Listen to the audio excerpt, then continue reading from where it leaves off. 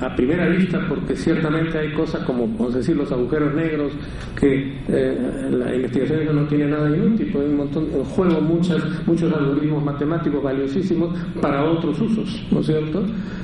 Además, por supuesto, de que no está mal descubrir el origen de todo, del todo el universo. Entonces, pero hay que centrar. Por ejemplo, recuerdo que alguna vez a un destacado agrónomo peruano que ya estaba muy viejo, le preguntaron cuál había sido en su vida la mejor experiencia, y había dicho cuando hemos definido como asunto fundamental del país solamente uno o dos temas, por ejemplo, agua, que en el Perú es escasísima, y suelo, que en el Perú es escasísimo. 3% del territorio peruano sirve para la agricultura. Comparen ustedes con Brasil, con Colombia, con Ecuador, con Francia, el 100% es útil para la agricultura. Aquí solamente el 3%. Hay puro desierto, pura roca y bosque amazónico que no sirve para el desierto, para cultivar. O sea, hay que tener mucho ingenio, mucha tecnología, ¿no? Generar muchas ideas, innovar mucho y sobre todo no pretender resolver el problema en un solo sitio y copiando lo que se hace en un país que es plano. Este no es un país plano, es un país arrugado. Entonces aquí no se puede aplicar lo que se aplica, digamos, en la estepa argentina, ¿no? O brasileña, no se puede.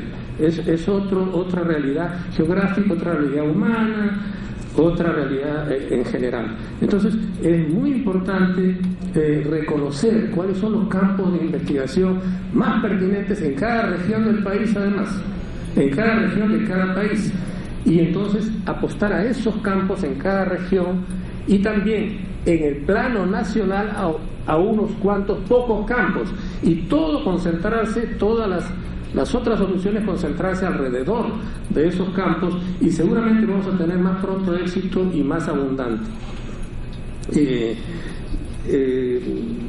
¿Tengo tiempo más? Ya no.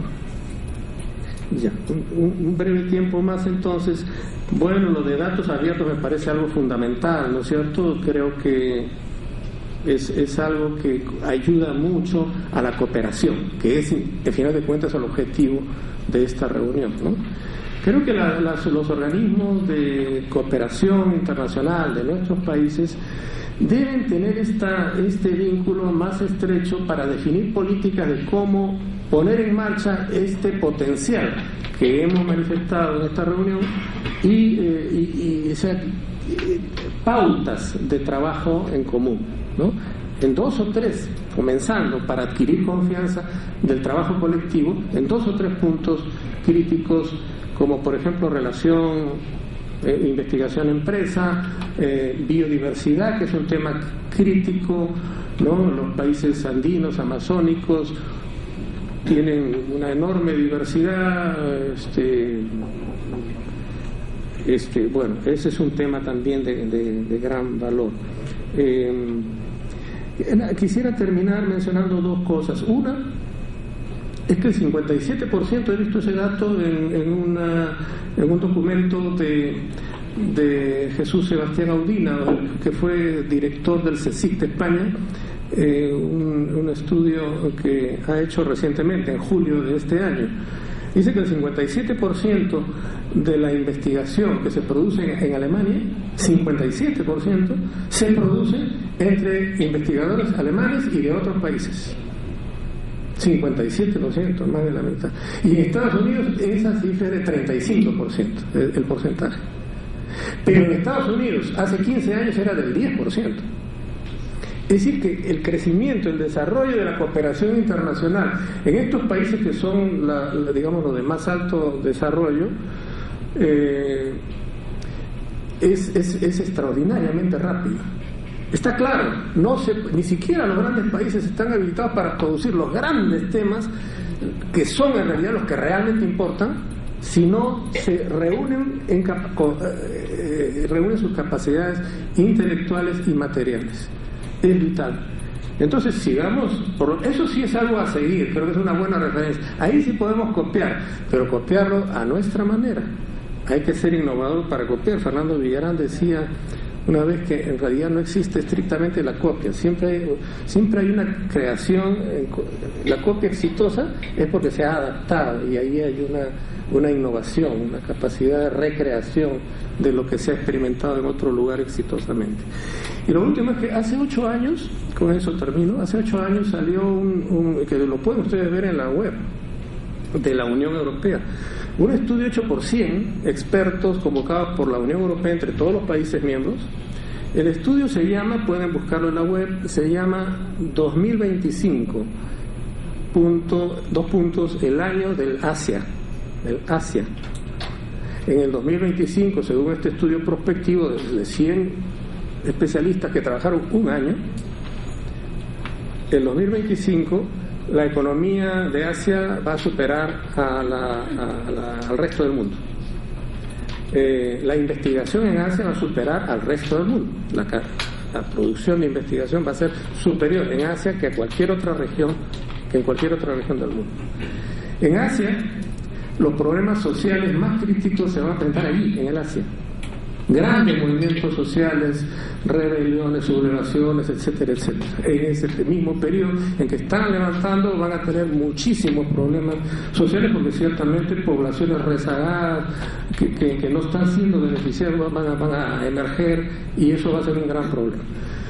Va a haber, según ese estudio, por supuesto, no lo estoy afirmando, además eso se hace 8 años, para el 2025, es decir, para dentro de pocos años, 250 millones de migrantes, porque ya no hay agua en el sitio de donde proceden.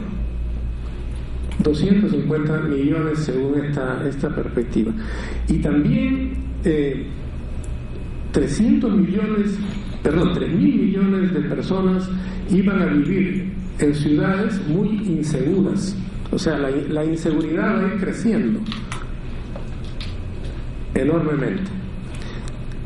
Hay otro dato. Bueno, en América Latina se veía la cosa bastante más moderada. O sea, no estamos tan mal como otras regiones.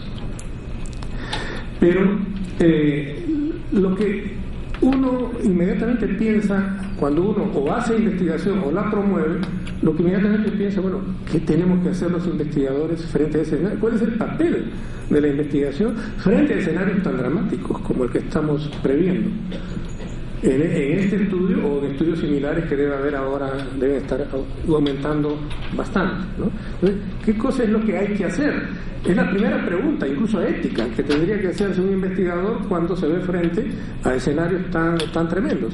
¿Cómo hacer para que la sociedad en que vivo no sufra tanto las consecuencias de este contexto que se va a presentar? Entonces, quizás eso pueda orientar bastante este tipo de estudios a definir cuáles son las prioridades de investigación, además de las que ya tenemos previstas, como por ejemplo un país que casi no tiene agua, que sufre estrés de agua, como el Perú. Hay muchísima agua, pero está en el subsuelo o en el lado atlántico, y el lado atlántico del Perú está a solamente 1 hora en camino, o sea, porque las montañas, el otro lado ya es la vertiente atlántica. Es decir, prácticamente todo el continente sudamericano es vertiente atlántica, desde el punto de vista del agua, del curso de agua, ¿no? Entonces, esto es lo que quería comentarles como resumen, y les agradezco mucho su atención.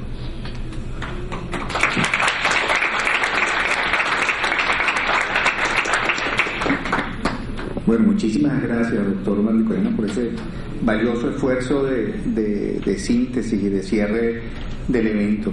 Nos queda ahora una ambiciosa tarea de reflejar algo de esto en el documento, ¿no? Yo creo que ya dicho esto, pasaríamos, entiendo, a la sesión de conclusiones, a la clausura del evento. Pasamos entonces.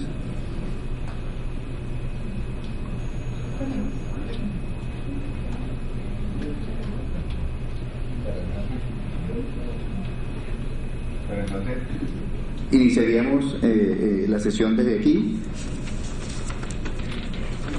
y tendríamos en primer lugar las palabras en la sesión de clausura de la doctora Gisela Orjeda, presidente del CONCITEC. Muchísimas gracias. Antes dar mis palabras de clausura, yo quería hacer algunos comentarios sobre lo expuesto por el doctor Martí Corena. Hay muchas cosas con las que, casi todo con lo que estoy de acuerdo, y hay algo con lo que estoy en desacuerdo. Yo lo único que siento es preocupación, no siento poder, siento preocupación, siento agotamiento, siento falta de sueño, y solo siento trabajo permanente. Entonces eso del poder no sé, porque en realidad yo no tomo casi ninguna decisión, ¿no? Entonces, hecha esa aclaración, con el resto estoy de acuerdo. Entiendo por Marisa que han tenido, y por lo que acabo de escuchar, que han tenido un par de días de sesiones bastante ricas. Quería también hacer algunas acotaciones a lo que dijo el señor de Centroamérica, ¿SICA? Sí, donde me doy cuenta que no conoce a los científicos, ¿no? Porque si nosotros vamos a anteponer todo un plan de geopolítica a los trabajos de cooperación, jamás va a haber ningún trabajo de cooperación entre los científicos, nunca. Es decir, digamos que la Agencia de Cooperación Internacional me diga a mí como científica, yo soy científica en la base, ¿no? Y cuando era científica trabajaba en genómica estructural y genómica funcional. Entonces me dice que por cuestiones de geopolítica puedo trabajar solamente con mis colegas bolivianos. No que mis colegas bolivianos sean malos, no, pero simplemente a mí no me interesaba trabajar con colegas bolivianos y no lo iba a hacer, por ejemplo. Entonces los científicos son una fauna muy particular, no son organismos de cooperación, o no son, por más que trabajen en instituciones nacionales, no se comportan como tales, ¿no? Entonces a los científicos los tenemos que seducir, ¿no? Les tenemos que decir cuáles son las ventajas para que su trabajo tenga impacto. Un científico lo que quiere hacer es tener impacto en el mundo y en su sociedad. Y entonces él o ella van a trabajar, por un lado, con gente que sepa siempre mucho más que ellos o que tenga ventajas comparativas para su trabajo. No hay otra manera de hacer que grupos o instituciones científicas trabajen con otros. Yo nunca voy a hacer que mis colegas argentinos, ¿no?, trabajaran conmigo en el proyecto del genoma de la papa si es que no les interesaba de manera específica trabajar en ese proyecto. Entonces hay allí un aspecto que tenemos que tomar en cuenta en la cooperación científica de desarrollo tecnológico.